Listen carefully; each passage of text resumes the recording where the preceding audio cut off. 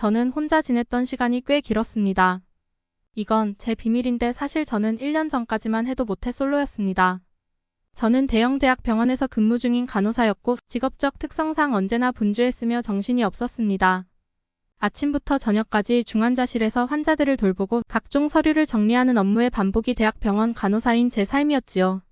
그러니 피로에 지친 삶의 연속을 맛보는 건 어쩌면 당연한 팔자였는지도 모릅니다. 저에게 사랑이란 감정은 어딘가 먼 이야기처럼 느껴졌고 그런 달콤함은 제 삶에 더 이상 찾아오지 않을 것이라 확신했습니다. 먹고 살기 바쁜데 누가 이런 모태솔로를 좋아해 주겠습니까?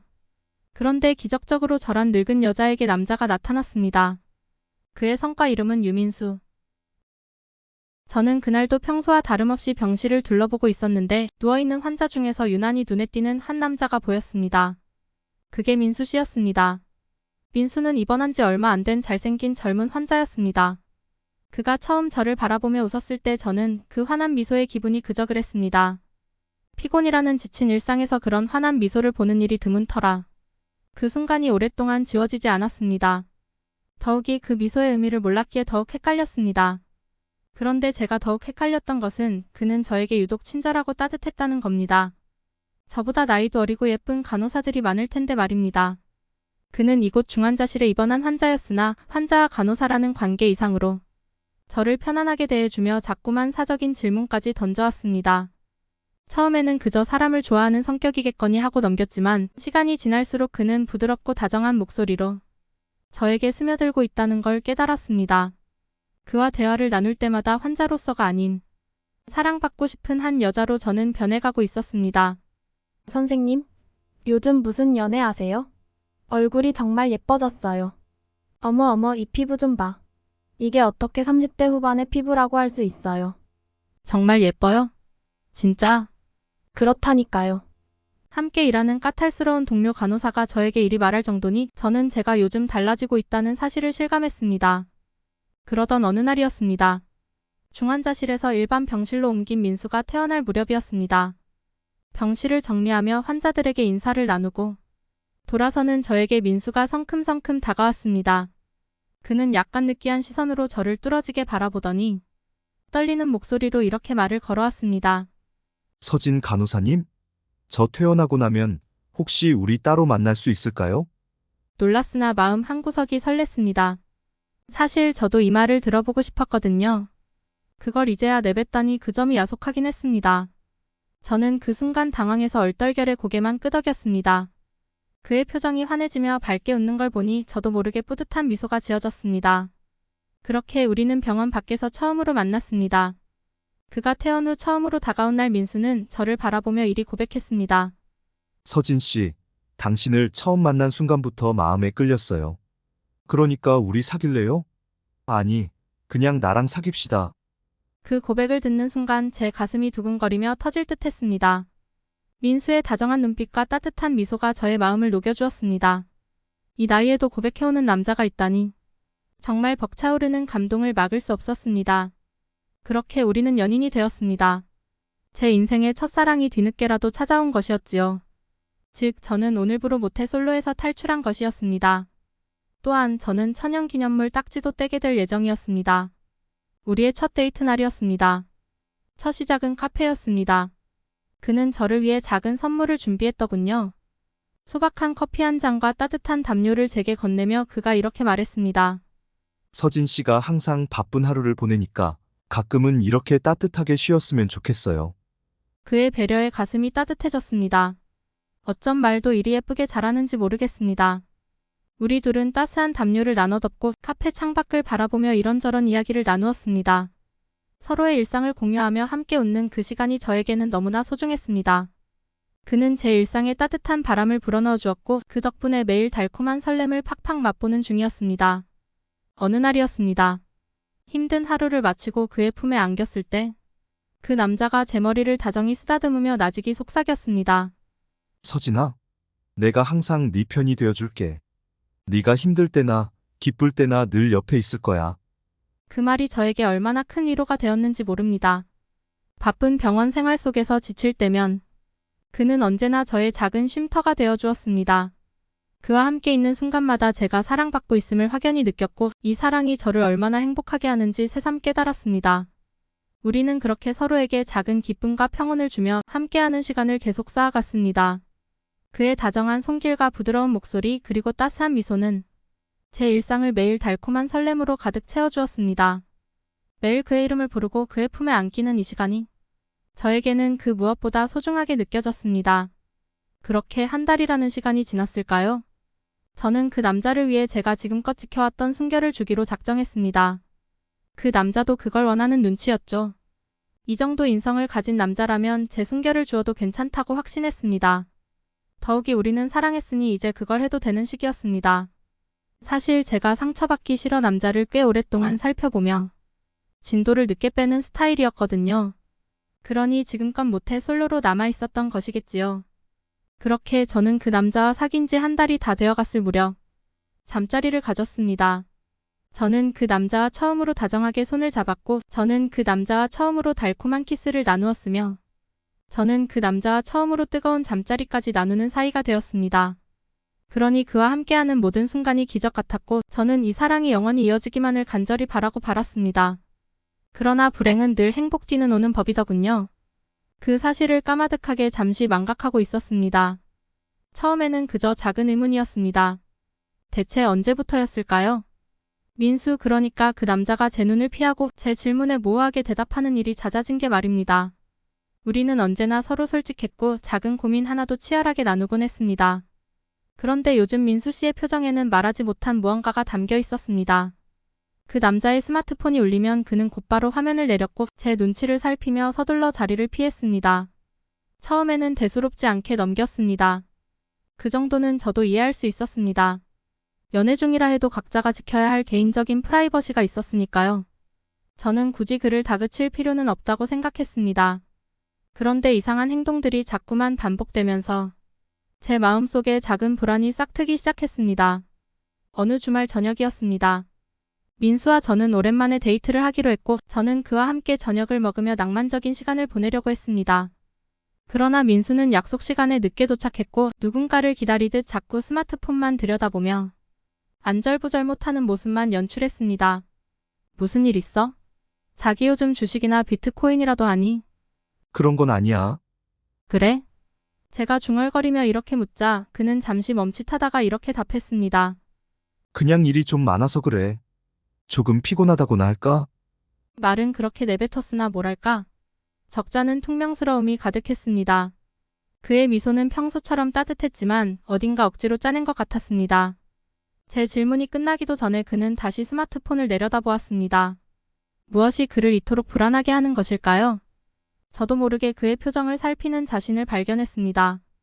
저에게 숨기는 무언가가 있는 것일까? 아니면 제 불안이 너무 과한 것일까요? 그렇다고 제가 의부증이 있는 것도 아닌데 말입니다. 며칠 뒤였습니다. 민수가 갑자기 이렇게 말하는 것이었습니다. 오늘 친한 친구하고 저녁 약속이 있어. 해서 데이트는 여기까지만 하자. 이상했습니다. 제가 아는 그가 이리 갑작스럽게 다른 약속을 잡는 일은 없었기 때문입니다. 그러면서 그는 눈을 피하며 급히 자리를 떠나듯 나갔습니다. 데이트 장소에 혼자 남겨진 저는 그가 어디서 누구와 시간을 보내고 있는지 궁금해졌습니다. 그가 저에게 솔직하지 않은 것 같다는 생각이 머릿속을 떠나지 않았습니다. 그러니 요즘 저의 자존감을 밑바닥을 맴도는 중이었습니다. 그의 SNS를 확인하던 중 그가 올린 사진들 속에서 익숙한 이름을 보았습니다. 박진영. 남자친구의 SNS에서는 그리 자주 언급되었던 사람은 아니었습니다. 저는 그 이름에 대해 한 번도 깊이 생각해 본 적은 없었지요. 그는 남자였기에 제가 경계해야 할 대상은 아니었습니다. 그저 남자친구와는 오래된 중마고 중 하나라고 생각했을 뿐이었으니까요. 남자친구도 저에게 박진영을 그렇게 소개했었고 말입니다. 그러나 그의 게시물 속에 나타난 진영의 이름은 그가 생각보다 더 중요한 존재일지도 모른다는 불안감을 키웠습니다. 어느 날 저녁이었습니다. 우리는 함께 DVD방에서 영화를 보는데 남자친구의 전화가 울려대는 겁니다. 그는 요란한 진동음에 잠시 전화를 받겠다며 자리를 떴고 저는 방에 홀로 남아 있었습니다. 문득 그의 스마트폰을 통해 무언가를 확인하고 싶다는 충동이 들었습니다. 하지만 그렇게까지 해야 하는 것일까요? 이 생각이 불안함을 자꾸만 증폭시키며 숱한 갈등만 솟구치게 유도했습니다. 무언가를 들춰내고 싶지 않다는 마음과 그가 숨기는 게 무엇일지 궁금한 마음이 뒤섞여 제 안에서 거친 혼란만 일으켰지요. 그렇게 마음속에 서서히 자리 잡은 불안은 저를 잠식해갔습니다. 혹시나 그의 마음속에 저를 대신할 다른 누군가가 있는 것일까요? 저는 한 번도 그의 진심 어린 사랑과 믿음을 의심한 적이 없었지만 그가 저에게 무언가를 숨기고 있는 듯한 이 감정은 저를 힘들게 했습니다. 그의 다정했던 미소와 그가 저에게 쏟아주던 관심이 마치 먼 옛날의 일처럼 아득하게 느껴졌습니다. 제가 알지 못하는 그의 진짜 모습은 과연 무엇일까요? 저는 본능적으로 박진영의 프로필을 클릭해 보았습니다. 박진영의 사진들 속에서 어쩐지 민수가 함께한 흔적이 많았습니다. 둘은 어깨를 나란히 하고 웃는 얼굴로 사진을 찍었으며 서로를 바라보는 눈빛은 친구 이상의 것이었습니다. 여자인 제가 느끼기에 뭔가 묘한 끈적임이 있었습니다. 그러던 어느 날이었습니다. 저는 박진영이 올린 한 게시물에서 그들의 관계가 단순한 우정이 아님을 깨닫는 순간 혼란에 휩싸였습니다. 박진영이 올린 글과 사진들에는 민수와 함께 보낸 시간이 생생하게 담겨 있었고 그 속의 민수는 제가 알고 있던 민수와는 전혀 다른 사람 같았습니다. 저는 그와 사랑을 나누었던 그 시간 동안 이 모든 것을 모르고 있었습니다. 제 마음을 미친 듯 때리는 충격에 눈물이 나기도 전에 온몸이 마비된 것 같았습니다. 마치 누군가 제 뒤통수를 세차게 때린 기분이었습니다. 이제야 모든 퍼즐이 맞춰졌습니다. 왜 민수가 종종 불안해하며 여자인 저를 피했는지, 왜 스마트폰을 감추며 저와의 만남을 자주 취소했는지, 모든 행동이 합당한 이유를 가진 듯 했습니다. 그러나 더 큰 충격은 그 상대가 여자가 아니라 남자였다는 사실이었습니다. 과연 그는 저에게 고백하고 다정하게 대했던 모든 순간이 진심이었을까요? 아니, 도대체 저를 만났던 이유가 무엇일까요? 저는 진실을 확인하기 위해 그와 약속을 잡았습니다. 잠시 후 저는 남자친구와 마주보고 앉아 떨리는 목소리로 이리 물었습니다. 자기야? 진영이랑 무슨 사이야? 그는 처음엔 아무 대답도 하지 않았습니다. 그러나 이내 무겁게 한숨을 내쉬며 저를 보더니 이리 말했습니다. 미안해, 서진아. 너에게 말하지 못했던 진짜 내 모습이 있었어. 그의 말 한마디 한마디가 긴장되었습니다. 그는 자신이 양성애자임을 이제 막 받아들이기 시작했고 자신이 여자에게 끌리는지 남자에게 끌리는지 확인하고 싶어서 저와 연애를 시작했다고 고백했습니다. 그리고 결국 박진영에 대한 감정을 숨길 수 없게 되었다고 했습니다. 저는 더 이상 남자친구의 말을 믿을 수 없었습니다. 제가 믿고 사랑했던 사람의 진심이 그가 저를 통해 이루려 했던 그 혼란스러운 진실이 너무 잔인하게 느껴졌습니다. 그날 밤 저는 아무것도 할 수 없었습니다. 단지 허탈한 마음과 함께 모든 것이 끝났다는 사실을 받아들이는 것만도 한참이 걸렸습니다. 저는 그와 나눴던 모든 순간이 가식일 수도 있다는 가능성에 괴로워했지만 한편으로는 그가 얼마나 큰 혼란 속에서 방황했을지 생각하니 미움조차 완벽하게 느낄 수 없었습니다. 그러나 분명한 것은 이제 저에게는 그와의 관계를 계속 이어나갈 이유가 없다는 사실이었습니다. 인정하긴 싫은 이별을 받아들여야만 하는 시기였지요. 그와 마지막으로 마주 앉은 날 제 감정은 복잡했습니다. 분노와 배신감, 그리고 무너진 사랑의 조각들이 제 안에서 뒤엉켜 혼란스러웠습니다. 그러나 마음속 어딘가에는 여전히 그의 고백이 진실이길 바라는 작은 희망도 남아 있었습니다. 남자를 좋아하는 마음 바꿀 수는 없는 거지? 응. 나도 노력해봤는데 그게 안 되더라. 우리 만난 지 반년이 넘었다. 그치? 그러니깐. 반년 만에 헤어져야 한다니 진짜 어처구니가 없다.